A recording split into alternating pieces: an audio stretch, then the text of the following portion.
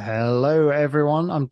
Welcome to our presentation. We're going to be starting in just a couple of minutes. Just want to let everyone come in first of all. If you can in the chat, just let me know that you can hear me, just to make sure. And also let us know where you're from, where you're joining us from today. That's my favorite part, by the way, to see where are people from.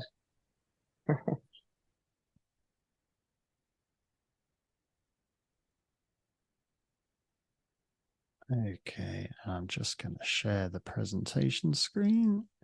Okay, so you're joining us today for the 8th talk in our advanced aspects of trading course. And today we're talking about pairs trading. As it says here, strategies that aim for market neutrality. So we've spent some time looking at fundamental analysis. We've spent quite a lot of time looking at technical analysis. There's a bit of a change of pace today. So we're going to be looking at a slightly different approach, something that's structured to try and remove market risk if we can. And we'll talk about what that means in due course. Before we get started properly, I would just like to draw your attention to the disclaimer. As always, have a good read of that. Just pay particular attention to the fact that everything we're going to talk about today is just for education purposes only. Going to be running through some examples, hypothetical examples of trades. These aren't recommendations. They're not investment advice. They are just for the purposes of expanding your knowledge about what kind of things, approaches to trading are out there. And so let's run through the agenda for today's presentation. We're going to start with talking about the subject of market neutral strategies. We're talking about what that actually means, what it's aiming to achieve. And then we're going to look at a precise definition of this thing called arbitrage. Now, you might remember in one of our earlier talks, if you joined us for it, the talk about confirmation, I talked about volume. I said one of the problems with volume was this concept of arbitrage. I sort of mentioned it in passing. We're going to talk a bit more about that today. Look at, as I say, a precise definition of what it is and break down how arbing strategies try to work. And then we're going to talk or expand that really to seek into the concept of correlated instruments, which is really at the heart of the idea of pairs trading, which is also called sometimes long short trading. And then we're going to get into the nuts and bolts, as I said before, of a hypothetical example of how pairs trading could possibly work, a hypothetical example. And then we'll finish up by looking at some of the risks that are involved that still exist, even though we're trying. One of the key aims is to remove market risk, but we'll look at what risks actually still remain. And as usual, we'll finish up with a question and answer session. If you have any questions as we're running through, make a note of them. And then at the end, send them through in the Q&A section and I will take a look. I'm going to begin with a quote from George Soros, the world famous hedge fund manager. He's known at one time as the man who broke the Bank of England when he was shorting the pound back in the early 90s when Britain was trying to be part of the ERM, the exchange rate mechanism. And he ended up making billions of dollars for his quantum fund. And the quote is, if investing is entertaining, if you're having fun, you're probably not making any money. Good investing is boring. And this could apply to a lot of the things we've talked about. It could apply to fundamental analysis. It could apply to technical analysis. And it certainly applies to pairs trading, which is that it's data-led. It's trying to structure trades that are based in logic and evidence, trying to take the thrill out of it. And so any kind of process that is so data-led, there's going to be a lot of time patiently looking through the data, waiting for the right time to trade. And it's probably a bit boring, but hopefully successful. So market neutral strategies. What do we mean by this? So a market neutral strategy, it aims to make a profit whilst taking on zero or minimal risk. Now, that's the aim. It's not necessarily going to be possible to fully achieve that. It may not be possible to completely remove market risk, and it's certainly not possible to remove all risks.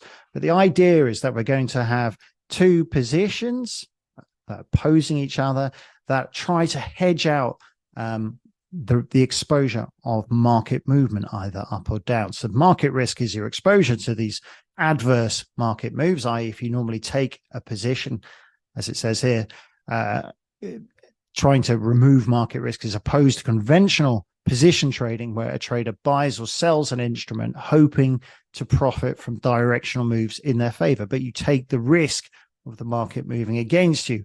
What we're going to try and do is to take two positions where we hedge out that exposure, but still retain some profit at the end of the trade, in theory.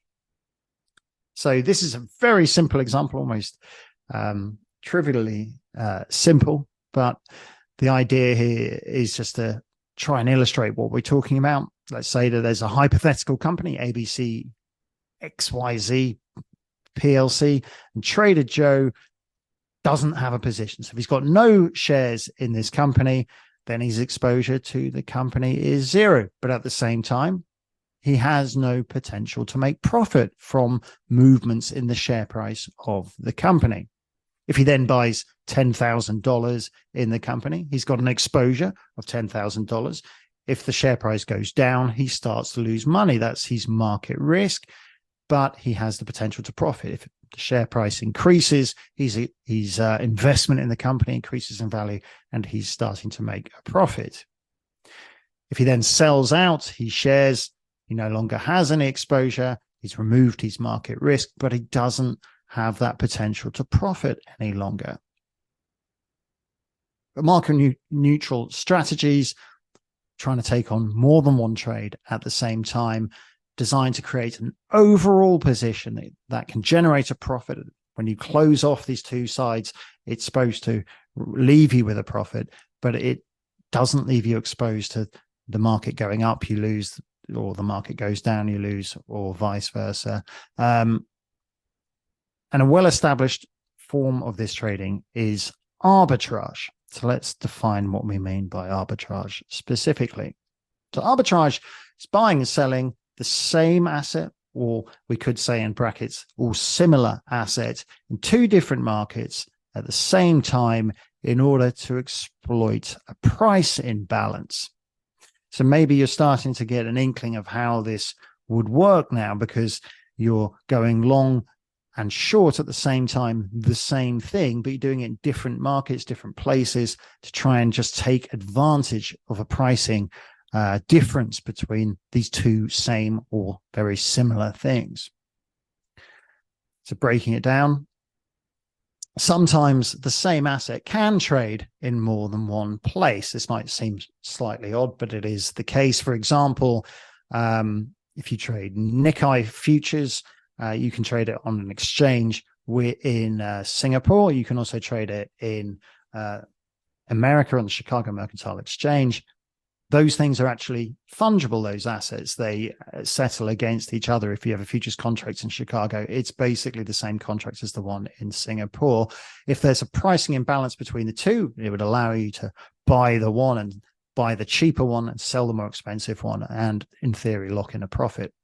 So arbitrage is a strategy that aims to profit from pricing differences. Someone who employs the strategy is known as an arbitrager. Markets are supposed to be efficient, and therefore there should be few or no arbitrage opportunities in a perfectly efficient market. But we do sometimes, in reality, get temporary mispricings of assets. They do occur sometimes. Sometimes you get things like irrational exuberance in a certain, and it might affect a certain market somewhere to cause a price imbalance. Now, arbitrage action should, in theory, act to reduce these price imbalances, i.e., if the an asset is trading in one place that is more expensive than you can buy it somewhere else, then arbitrageurs will try and lock in a profit. They'll buy the cheaper one, sell the more expensive one, and that action of their arbitrage action should move the prices to create an equilibrium between the two until arbitrage is no longer profitable. But obviously there might be situations where there's a slight imbalance, but it's just because of the cost of trading not worth, so you might get a very tiny difference remaining. So a basic example just to illustrate this concept of arbitrage.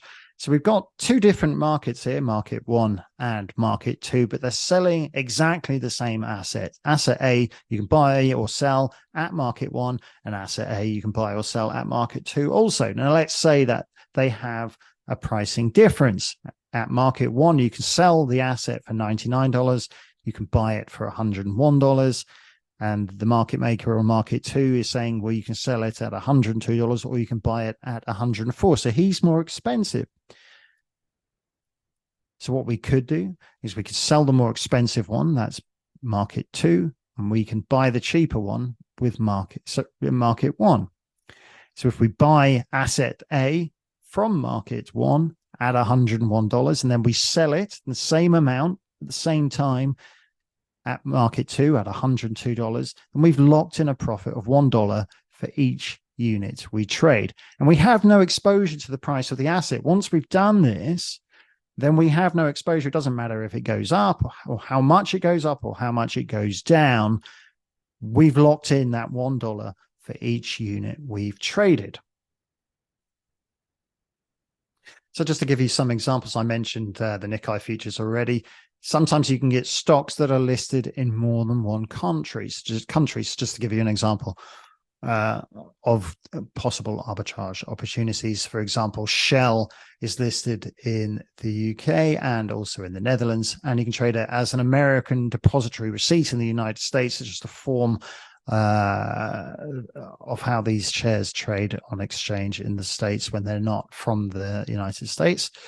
Futures contracts can exist on multiple exchanges, and you can also get different contract months for futures contracts where you might be able to sort of work out what the correct or fair value is for that contract. And if one diverges away from that fair value, you could either buy or sell it according to whether it's expensive or cheap, and then hedge it or lock in your arbitrage by trading a further out month potentially. So in theory, an arbitrage is free of market risk, hence this term market neutral. You're indifferent to what the market price is doing once you've got both legs of your trade on. With arbitrage, trading costs are a key concern. And the reason for this is that the price differences are going to be fleeting and small. And therefore, if your trading costs will eat into that. And then finally, in practice, there are risks associated with this, even though it's, in theory, a risk-free trade. It isn't truly risk-free because there's all sorts of risks. There's a risk of slippage, i.e. you don't get filled at the price you asked for. There's, if you were trading at, just trading at market, which is what you'd need to be doing to try and take advantage of the current price. Liquidity risks. You may not be able to trade simultaneously. So the nightmare scenario would be you see an arbitrage, the two prices, there's this pricing difference. You trade one leg and you don't get the second leg at the same time. It gets filled a bit later and you don't get the right price. And then counterparty risk is also a huge risk. If you are trading, a market with someone on one place and then you're trading the same or similar market elsewhere, if one of those somehow something went wrong with the defaulting of the counterparty, you'd be left exposed on that leg where that counterparty risk came in. And just to give you a case study, a real world example of a type of arbitrage. Now, this is a sort of broader version of arbitrage, but long-term capital management, LTCM, were a hedge fund founded in the early 90s. And what they were trying to do, they were looking in the bond market and they were looking at identifying bonds that had predictable spreads between yields over certain periods of time. And then they would trade whenever the spread, so they were looking at the difference of these spreads between two different bonds. Whenever those spreads widened from the average, they would trade. And they were counting on the fact that it would resume back towards what was the average, a resumption of the mean. And because, as we said, arbitrage opportunities tend to be quite tight, they were leveraging themselves heavily to try and increase the profitability of these positions. And they made extremely large returns at first. So, and you can see in 1995, returns of 42.8%. It's just humongous returns. 40.8% in 1996. Really, really huge returns for any fund to be delivering these kind of returns. And then it all went wrong after the Russian bond default. It kind of changed how the market was behaving. A flight to safety caused liquidity problems, disrupted the patterns of how those interest rate spreads, and it stressed the fund's balance sheet. Things were exacerbated by other various factors, like other players had joined in doing similar things to them. And when they tried to unwind, everyone was trying to unwind at the same time. And they required this massive bailout, $3.6 billion. And it was sort of one of the first instances of too big to fail, which, of course, we would see rearing its head later on with the banks after the financial crisis in 2008. Interestingly enough, at LTCM, Long-Term Capital Management, they had a couple of Nobel Prize winning economists as partners, Myron Scholes and Robert Merton. I wonder if anyone in the chat, if anyone's heard of those two or of those names, Myron Scholes, if that's familiar to anyone.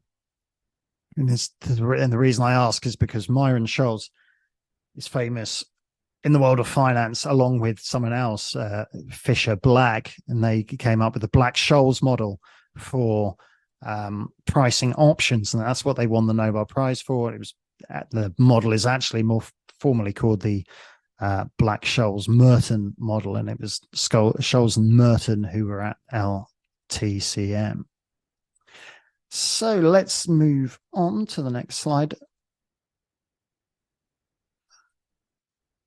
So going back to our strict definition of arbitrage, we said the strictest definition is to profit from advantageous pricing of a single asset or identical assets. But a broader, more practical definition is to trade similar assets to profit from advantageous pricing.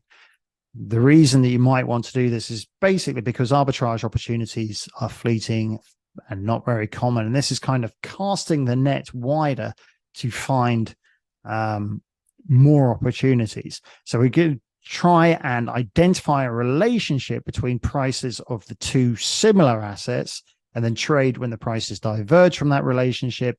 And it relies on an assumption that prices will revert to the historical pattern. So this is really bringing us on to the idea of pairs trading correlated instruments. So the concept of pairs trading is just this idea that this diagram is a diagram I've made up. It doesn't represent any real data. It's just imaginary data of two hypothetical assets, asset A and asset B. And if we look at these, how they're moving, we can see that they're very, very similar in this diagram. I've highlighted two areas of divergences. Remember, it's a bit similar to when we talked about divergences in our technical analysis talks. But we can see that most of the time, these two assets are moving in lockstep, but there are instances where asset A goes up when asset B goes down, and that would be a divergence from the normal relationship, and it might be an opportunity to trade. And this is kind of reiterating something actually that I've already run through, which is really saying that why we might want to pairs trade rather than just look for arbitrage. Arbitrage conditions are actually really difficult to find. They're few and far between, and they don't last very long. They can be there a second and then they're closed off by other people instantly taking the arb. And the profit per trade may be small. Going back to the long-term capital management, the idea that they were gearing up so heavily was because those profits per trades were pretty narrow. Pairs trading effectively casts the net wider so that we can find these things occurring more frequently and for opportunities that might last a bit longer. It could be a slow process waiting for the relationship to resume back to its mean. But the idea is to try and retain the market neutral stance of arbitrage so that you aren't taking a directional view of any one asset. You're just trying to trade the relationship. So here's an example of two similar assets. We can look at this a bit bigger if I go here and look at eToro's platform. So we've got at the top, I've got the Dow Jones Industrial Average, the DJ30 index, and below that the S&P, the SPX 500. And we can see those are really, really similar. When the Dow goes up, the S&P goes up, and the Dow goes down, the S&P goes down. And that's pretty much as we'd expect. It makes sense. Why does it make sense? Well, because the Dow and the S&P share a lot of components. The S&P is obviously a much broader, larger index, but the companies in the Dow are also in the S&P, and the ones that are in the Dow tend to be highly capitalized ones in the S&P, i.e. ones that have a big weighting in the S&P and will disproportionately affect it. So when the Dow has a good day, the S&P tends to have a good day. We can see that the charts aren't quite identical though, so there are some slight differences there. And then what's also quite interesting to look at, it would be, oh, that's the Dow. So this is the Dow on the top again, and below I've put the dollar index. So the dollar index it's an index that tries to measure the strength of the dollar by looking at a basket of currency pairs. And it comes up with this number that represents the strength of the dollar. We can see that the Dow Jones chart is not the same as the dollar index chart, but it's actually they're correlated. So the first pair we looked at, the S&P and the Dow, we would say they're correlated. They move together. These two aren't the same, but they're still not. There's still like no. We can't say they aren't correlated. What we're seeing here is almost that they're the opposites. When the Dow goes up, the dollar index goes down, and when the dollar index goes up, the Dow goes down. In general, if we look, we can see that we've got a big upward movement of the Dow here, and the dollar index goes down. If we look at this sharp fall in the dollar index here, we see a sharp rise in the Dow at the same time. The reason for that obviously is things that are bad for the US economy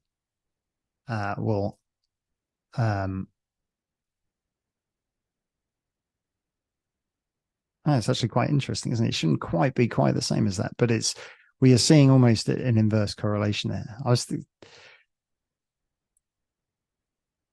The reason I show that though is to show you when we're something correlated and uncorrelated. Uncorrelated should not be like we just saw with the Dow and the dollar index.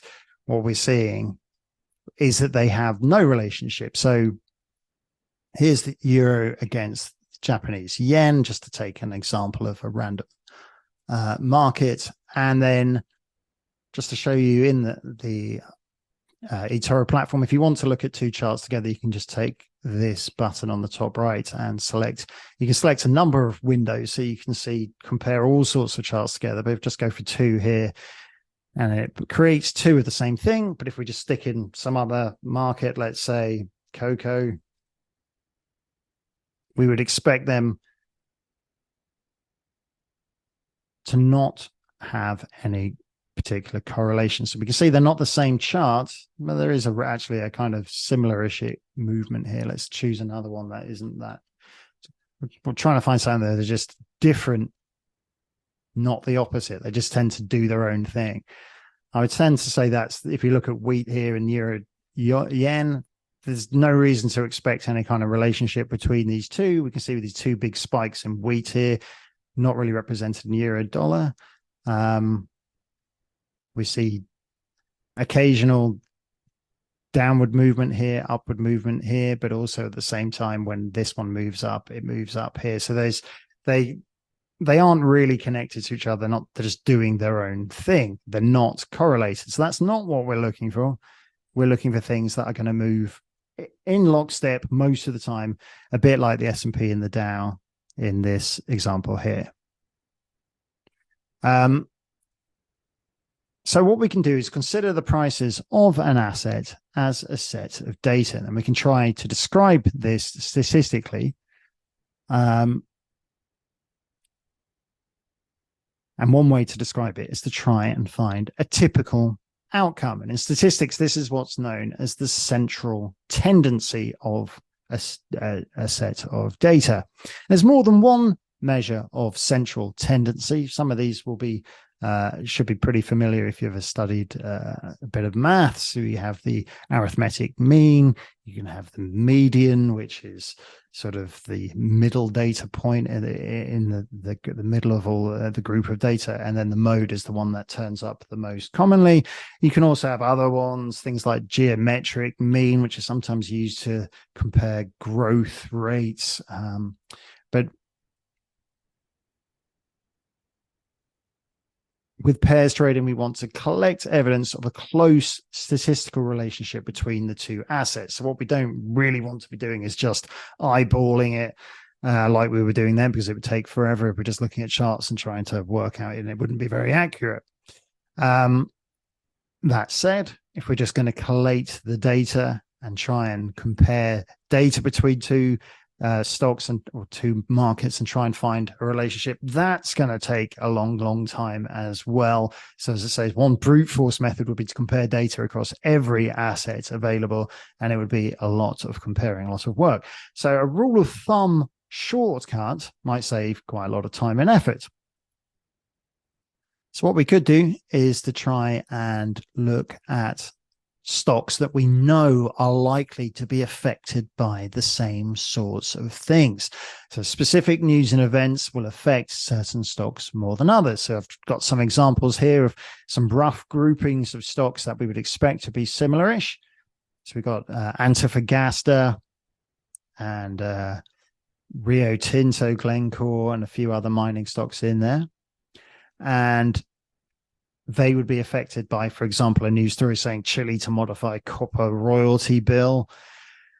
And then another news story, US raises interest rates despite banking turmoil. What's that going to affect? Well, we've got the banking stocks. These are all FTSE 100 stocks, by the way. So we've got Barclays, HSBC, Lloyds Bank, NatWest, Standard Chartered. And then at the bottom, I've got this kind of a bit of a looser grouping, which is travel and leisure. Flutter Group, international hotels, international airlines, flights cancelled amid strikes and protests. If that was a news story, that you'd expect it might have some impact on the travel and leisure sector or industry.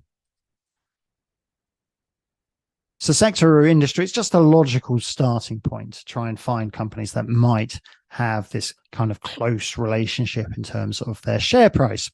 Once you dig into the companies, you might find that they aren't quite as similar as you might expect. So on that previous example, we had the travel and leisure ones, and we had Flutter Entertainment. It's gambling. Entertain is gambling.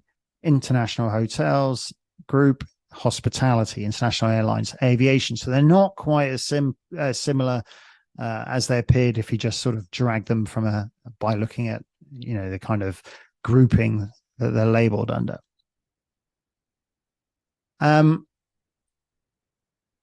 So what we want to do is to collate our data over a period that's substantial enough to establish a reliable record of the long-term relationship between the two.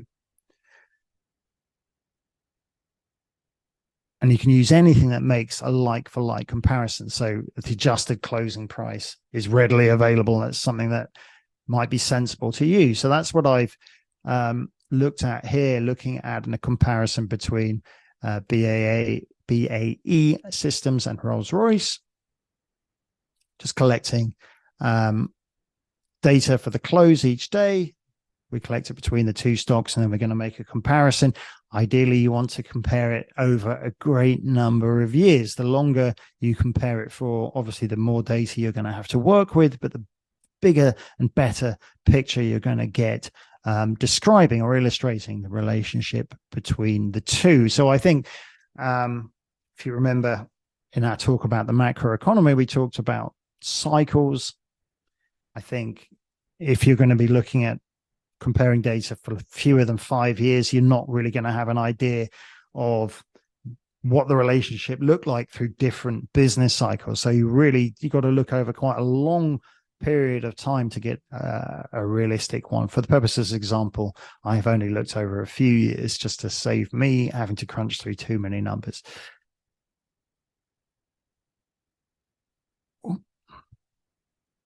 So quantifying the relationship, we want to know how close the relationship between the two is. Now, there's more than one way of doing this. For simplicity, in my hypothetical example, I'm going to use the correlation coefficient. It doesn't really matter too much how we work this out, but just to give you a rough thing, we do it by working out the covariance for the two data samples. Covariance is a measure of how they move. If one goes up, does the other go up with it? If they don't move, if one stays the same, does the other stay the same? If it goes down, does the other go down? And we divide by the standard deviation, another statistical measure we mentioned before, how dispersed a data set is in relation to the mean.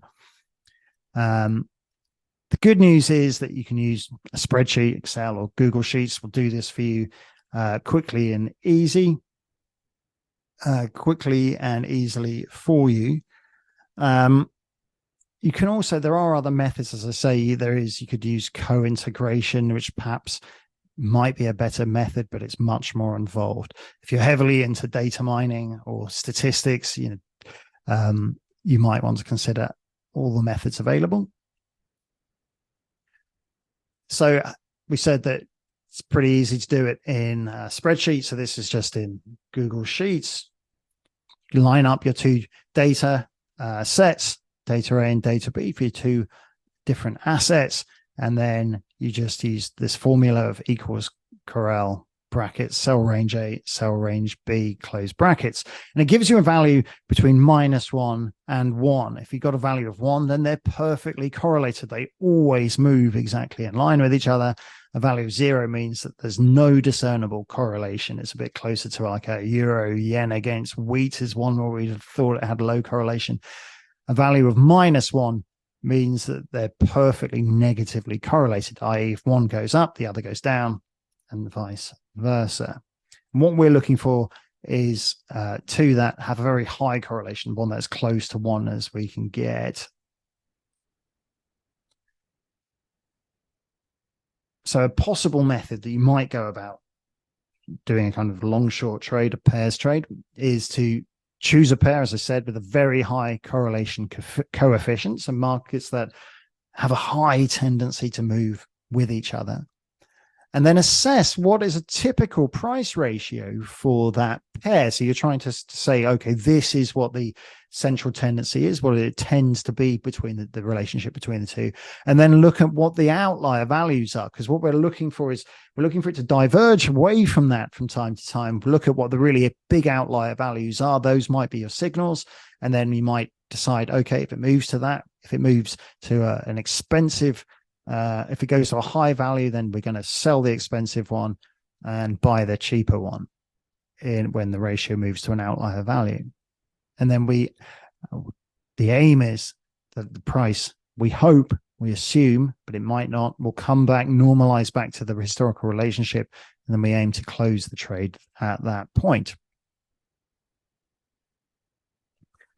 So let's try and find pair that we might want to look at. So here's a table of potential candidates. BAE and Rolls-Royce we mentioned. They're both in the aerospace and defense industry. And this is just to try and, so having said you want to look over a number of years, I just looked at a year just to try and weed out the ones that don't really look like they're correlated, just to give you sort of filter out which ones I wanted to focus a bit more on. So BAE and Rolls-Royce, not very correlated. I mean, we can all see they have some correlation, and we would expect stocks in the FTSE 100 to have some correlation anyway. Aviva and Legal and General, personal insurance, 0.62.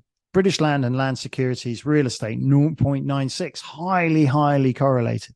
JD Sports and Next, retail, 0.85, pretty good. Anglo-American, Antofagasta, mining stocks, 0.87, pretty good as well. And so on. We can see that the best pairs really here, Barratt Developments and Taylor Wimpey, and British Land and Land Securities. So let's go back to the platform. We can actually try and have a look at, let's say, Barratt Developments and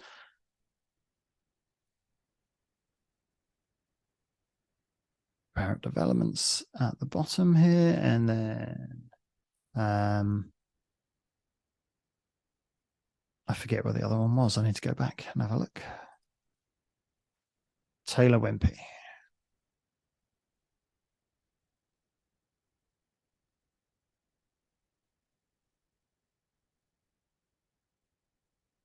And so this is not particularly scientific, but this is just sort of looking at how the charts to see if they're how correlated they look in terms of the share prices. We can see that they're, once again, they do tend to move pretty closely with each other, but it's not exact. So potentially some opportunities if we go to look at the weekly view.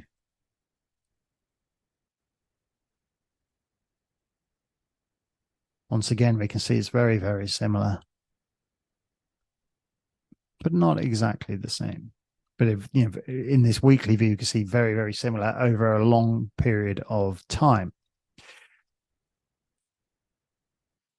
So our two best pairs, Land Securities and British Land, and Barratt Developments and Taylor Wimpey. Just for the purposes of this example, I'm going to run with British Land and Land Securities. So this is having looked at that 1 year data and said, okay, these are pretty good candidates. I then went to look at 5 years data, which is much wider. Once again, if you did 10 or 20 years, it's going to give you an even better picture, probably. So the chart shows the price ratio of the equity pair over a period of 5 years. So going from 2023 back to 2018. And over that period, the mean ratio was 1.46 something, something, something. It's 1.46 roughly. And we can look at the chart and we can see from that chart what the outliers are. So we can see that we got this big spike up to about 1.8, which we had in 2020.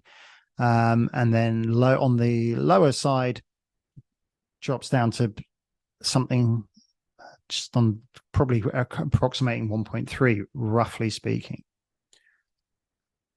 And so we could, for example, codify some kind of trading rules from this. In our hypothetical example, we could say, okay, if the trade rises to 1.56, because although we had that spike to 1.8, it doesn't happen very frequently, but we might say, okay, 1.56 is an opportunity to get a sell, or we sell that ratio. And we would also enter a trade if the ratio fell as low as 1.36, and we're trying to close when it resumes back to its central tendency of 1.46. Obviously, you could tweak those rules a bit. You might say if you close off something a bit less exact, 1.47, 1.48, whatever you felt served you best, and you probably want to back test that as well just to show. So here's an example on the 8th of November 2022. Just to go back to our chart. So 8th of November 2022 was up in this area where it was up near our outlier value. Land Securities was at 574.6 pence. British Land was at 370.5 pence. And the ratio of the two was 1.55. So if our rule was to trade, if it gets to 1.56, then we haven't met that outlier value yet. But on the 9th of November, prices at the end of the day, 581.8 for Land Securities and British Land 371.3 with a ratio of 1.57. So at that point, the ratio is not just above the mean, it's above where our outlier signal was. And we expect it to revert by falling towards the mean. Therefore, we're going to sell Land Securities and buy British Land.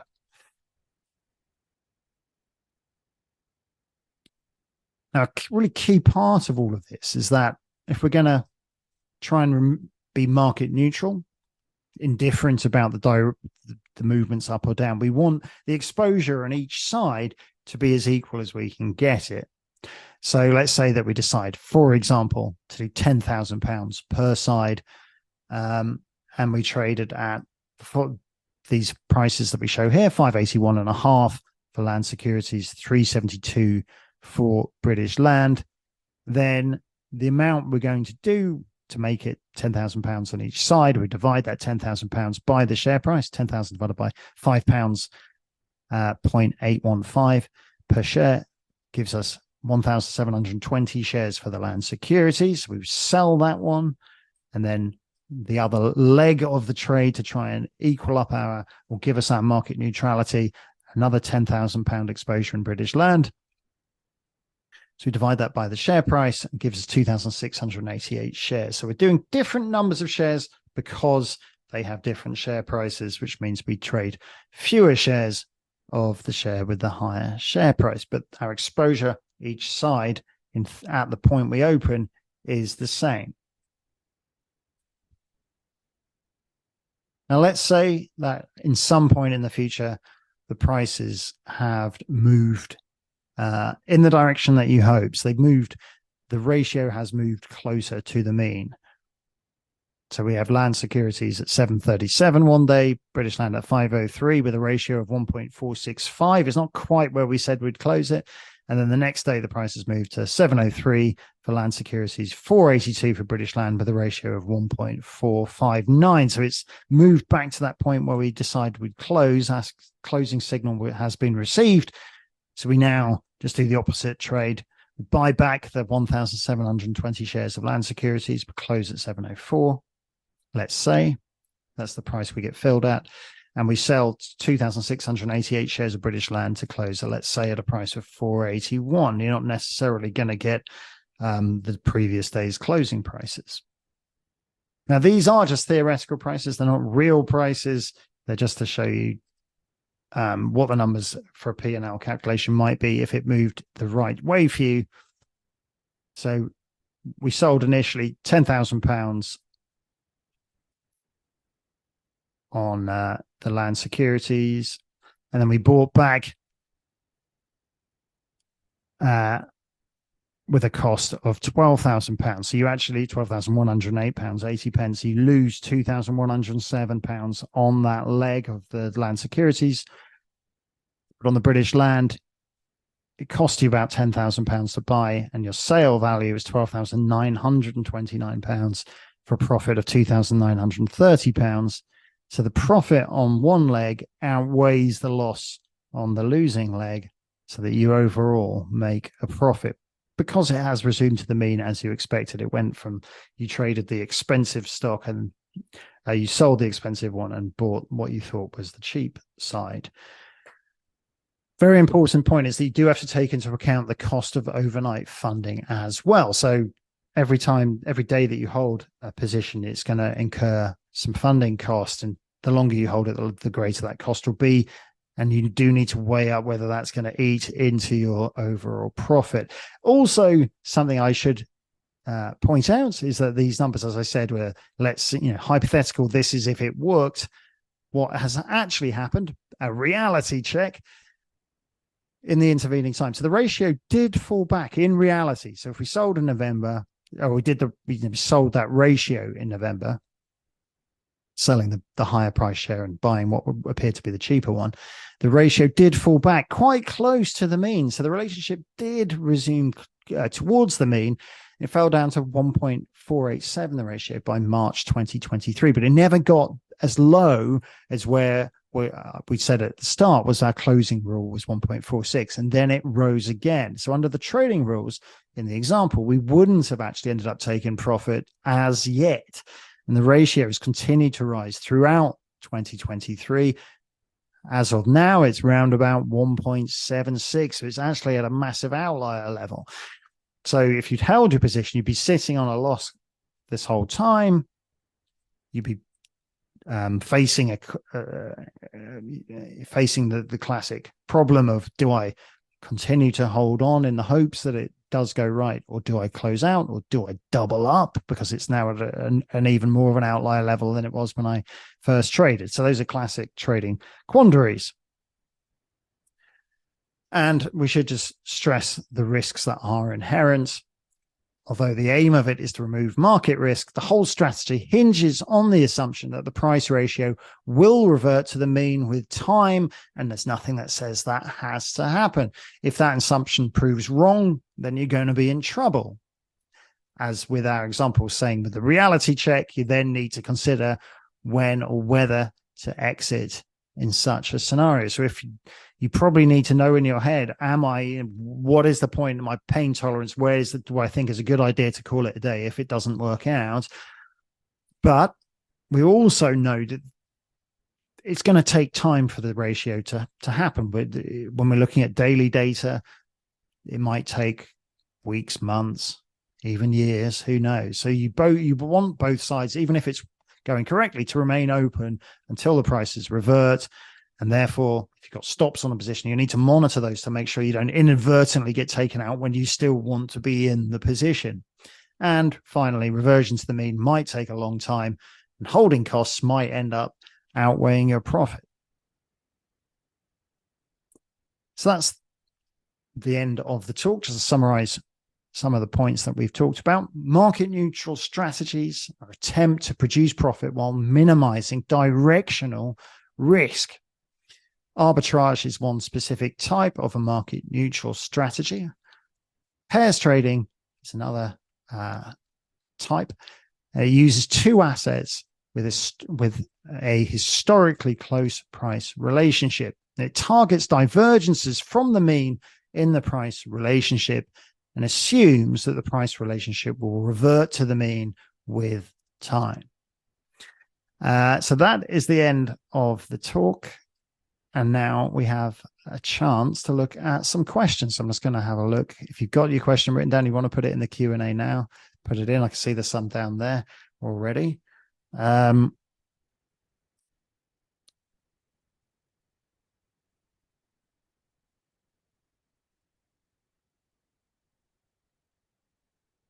just trying to see what we've got now. Okay, so someone says, how does one even go about utilizing arbitrage? How can you buy shares of a company listed on one stock exchange and then sell them on another exchange? Well, the idea would be that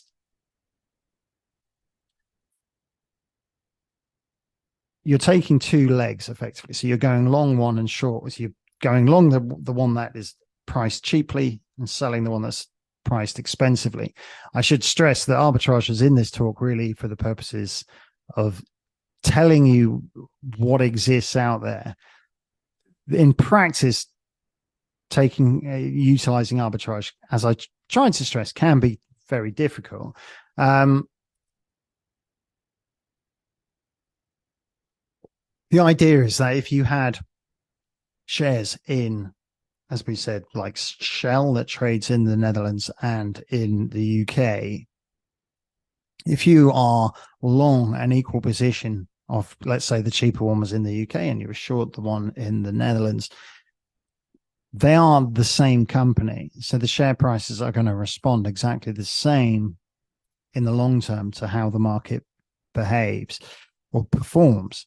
So that you are, if you're long one and short the other, you don't have an exposure to the price of Shell.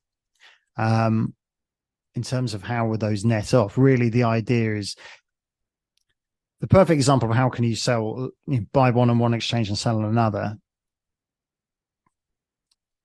comes down to the idea of fungibility, which I mentioned in passing when I was talking about the Cymex Nikkei and the Chicago Mercantile Exchange Nikkei. Those two are fungible, and they would actually net off against each other. So if you found a pricing difference there, they would net off against each other. As a retail investor, I was talking about arbitrage in the kind of explaining how it's been used, how it's a well-trodden tack by investors or institutional traders in the past. It isn't necessarily something that you want to be. It may not be practicable to pursue as a retail investor, which is why I was using it as a sort of stepping stone to get onto pairs trading, which is something that is more practicable in terms of probably more opportunities and just more feasible in terms of the time frames involved.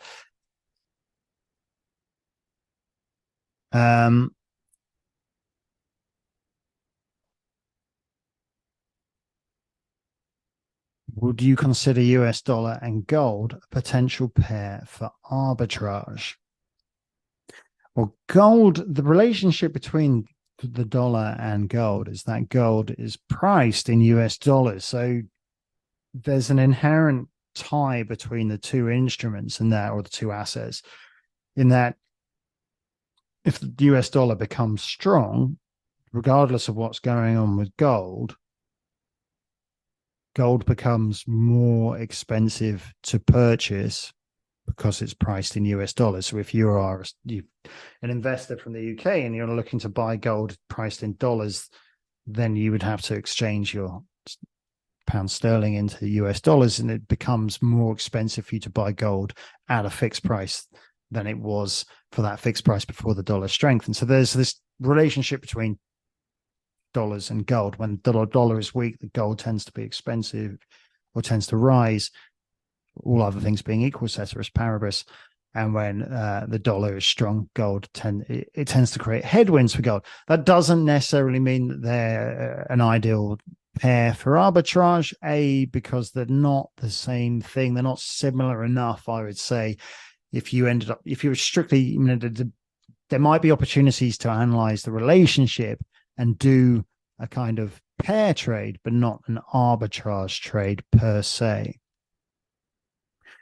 But an example of, a classic example of a kind of commodity arbitrage, it would be gold. If you were seeing that the futures market doing something strange, where you can calculate this thing called fair value for the futures contract, where it says, okay, this is the price today, and this is how many days to delivery of the futures contract.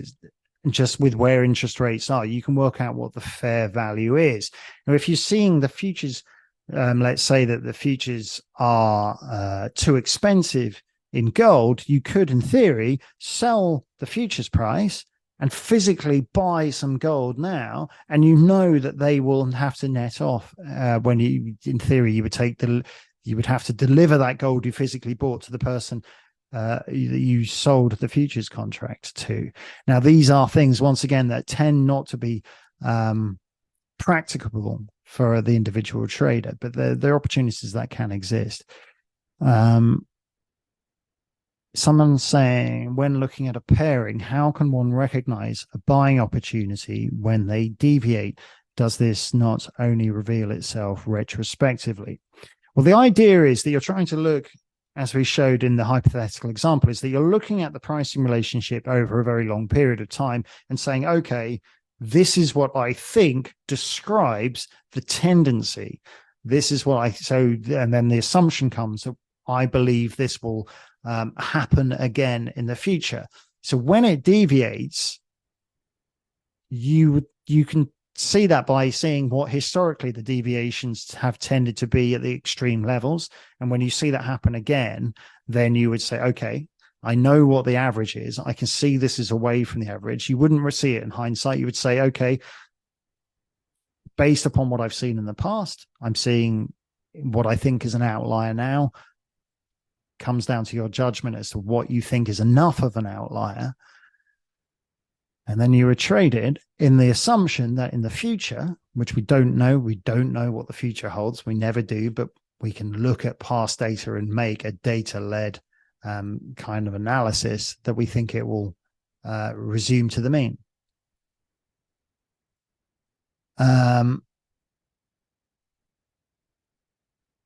Is it better to open two positions like this when the market is going long in the middle? So once again, the whole idea of the theory or the concept is you're really not caring about whether the market's going up or going down. You care about the relationship between the two. Is the price of the two in line with what you historically expect it to be, or is it appearing that one of them is more expensive in relation to the other than historically speaking? And then you would trade in the direction of selling the one that appears to be expensive relative to historically, and buying the one that appears cheap relative to the other, and then hoping that it resumes back towards the mean. So in terms of market conditions, I think whether the market's going up or going down isn't really part of the equation here. Perhaps market volatility might be, because market volatility might make it difficult for various reasons. But volatility cuts both ways. It can create opportunities. It can also create difficulties just because of the speed at which the market is moving.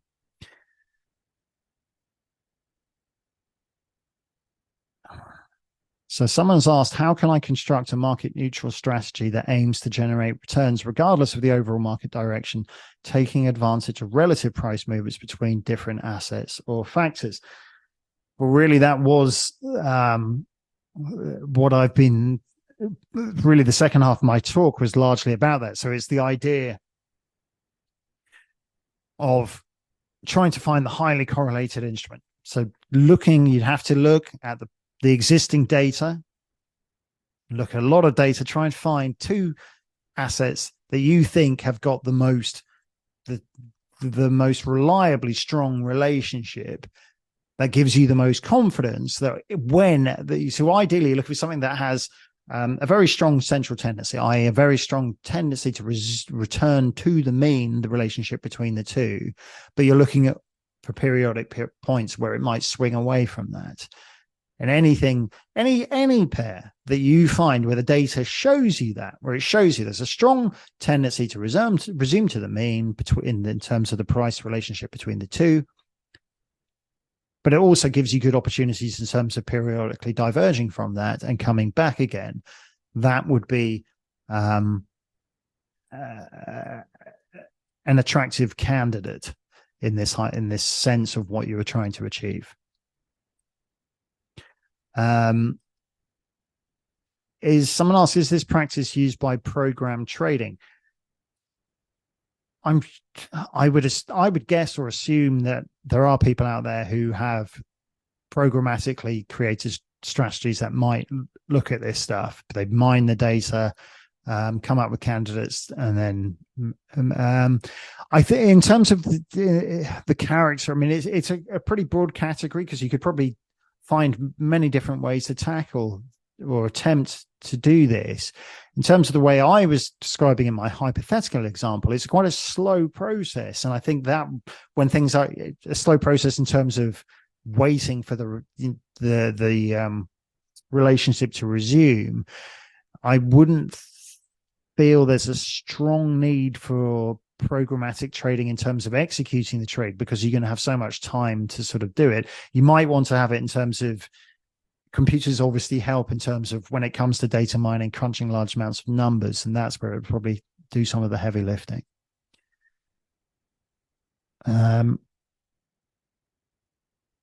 You show so someone has a good question here. I was talking about a very long history. I was talking about 5 years, and I was saying that you might want to do 10 or 20 to look at establish the relationship. So they say you show a very long history in the example for pair trading. Is it also possible to use pairs trading with the same methods as day trading? As I say, it's a great question. I think in theory, there's no reason you couldn't, in terms of, but you would have to make sure that you had the data that established that price relationship that you're looking for, or that tendency occurs in that time frame. So that's where I don't know whether that exists or not. So you'd be trying to look at all your different assets and trying to find a pair of assets that have a strong tendency to a central tendency, i.e. the relationship tends to return to a ratio, but diverges in a short period throughout the day, in theory, it could exist. And it's worth looking for, I'd say. So probably something, but you would have, tied in with all of this, there's going to have to be some legwork put in by yourself to look at the data, establish the relationship, see if it's there, make a judgment call about whether you want to, which ones you think are the best ones to pursue, what are the right levels at which to try that.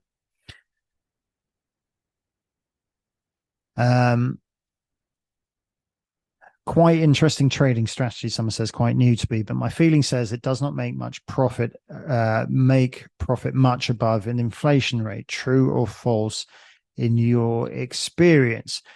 Well, I would say it depends on the inflation rate. So if you think of what we saw, if you're as old as me, this seems like recent history, but if you're young, it probably seems quite a long time ago. But if you go back to the aftermath of the financial crisis, coming out of that early 2010s, coming up to where we are now, I mean, things have changed in the last year or so, or the last couple of years, but it was actually a very benign inflation environment that whole time. Interest rates were low, inflation was low, and the markets were buoyant. If you're utilizing a pairs trading strategy that delivered you a profit over that time, inflation was going to be pretty low. The major central banks tend to have a target for inflation of long held targets of 2%. And as I say, inflation wasn't really busting above that for a long time. And that's obviously become an issue now. So where we are now with very high inflation rates, I'd be it depends on what strategy and what instruments you're looking at. I would say more your issue would be your trading costs, and you just need to keep an eye on those, just in terms of trading costs will always cut into your profit. So, and the cost of carry. So if you're holding up a position for a long, long time, there is always going to be associated with that a cost. If you're trading on margin, you're not putting down the capital, then you're going to have to pay a cost to carry. If you're physically buying the shares, you're putting all the money down, then you're not going to pay a cost to carry, but there's an implied cost to carry because that money could be in the bank currently earning whatever interest rates you can get, which are quite attractive because inflation's so high and interest rates have been rising. And let me just do a time check. We are good for another couple of questions, probably.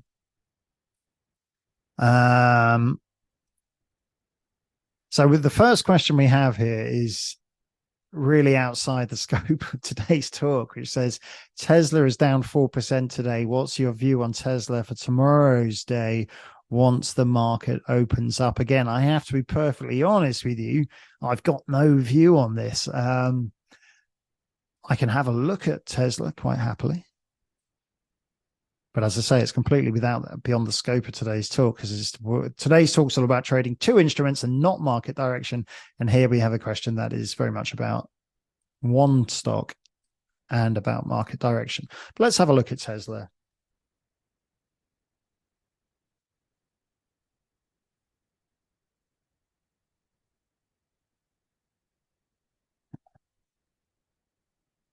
Okay, so this is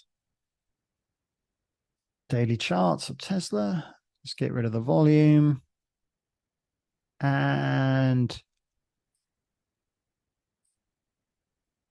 so, I mean, the daily chart's only going to tell us so much, but it's worth looking at just to get a feel for what the trend is. As you know, this is now going back to all our technical analysis stuff. And I'm going to put on a couple of moving averages, which are always useful.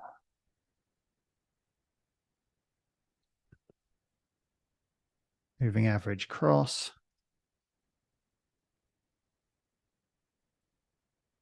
Short 10, long 30 I like to look at. And I'm going to make my long one a bit fatter and a bit fadeder, just so I know which one it is more easily.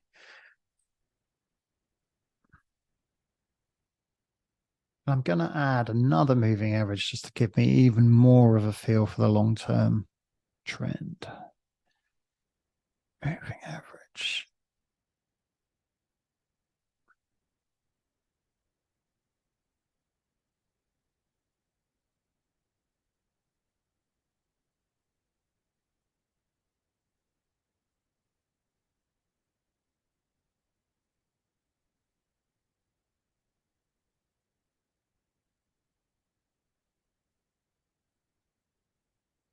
Okay, so I got a 100-day moving average just to try and so the 100-day moving average has been showing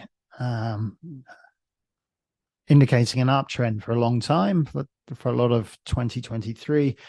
We can see that the gradient of the long-term moving average has started to move downwards, which is sort of giving us a long-term bearish indication. We can also see that our short-term or shorter term moving averages have both crossed under the long-term moving average, which is a bit of a bearish signal, but at the same time, the fastest moving average has now crossed over our intermediate one, suggesting some kind of intermediate buoyancy. And if we look at a shorter time frame, I'm going to go to a 4-hour chart just to look at it with a slightly different viewpoint. We can see here that the shortest of our 3 moving averages has climbed above both of the others. However, we've still got this downward slope to the long-term moving average.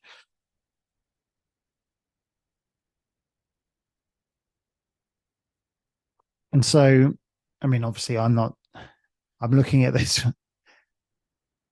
with giving it 90 seconds worth of analysis. And just cognizant of one of the key points we talked about in our technical analysis talk, which is always be the primary trend is the most important thing. And if we're looking at this long-term trend, things are,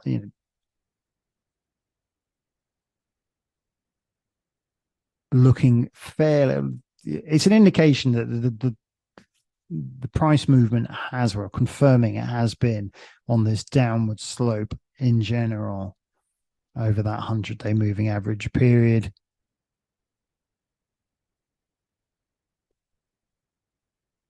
Big drop, as you mentioned in your question, recently, and not much of a reaction so far.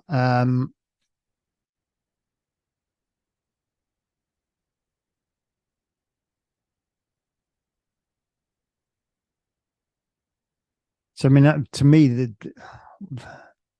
just as a kind of theoretical, technical study, looking at this 4-hour chart, it's giving, at the moment, not giving sufficiently clear indications to make any kind of, you would look at it and say, this is a kind of wait and see approach from my personal view of it. There's some kind of indication of a short-term buoyancy from the short-term moving average movement, but the indications are still at the moment bearish for the long term. The slope of the long term, the fact that the medium one is still depressed below the longer term moving average. It doesn't give a clear indication to me of sort of this is very strongly negative, very strongly positive. So it would be wait and see from a hypothetical point of view, which is a bit of a weak answer, but it's just to try and help give some comment on Tesla, which is outside the scope of our talk. So going back to the Q&A, we've got any more? That is it, really. That's it. We haven't got any more questions coming through there. So I'm going to call that a day and say thank you very much for joining me once again. I hope you found this talk useful. Please come back again next week. We're going to be looking at risk management next week, which is, so once again, another very different tack and a really important one, because we've been looking at things like strategies for working out whether things are cheap or expensive, but we haven't talked about another key part of the overall picture, which is managing your risk, and it's just as important as all the rest. So please come back next week. Thank you for being here with us, and I hope you have a good night or the rest of the day. Thanks. See you next week.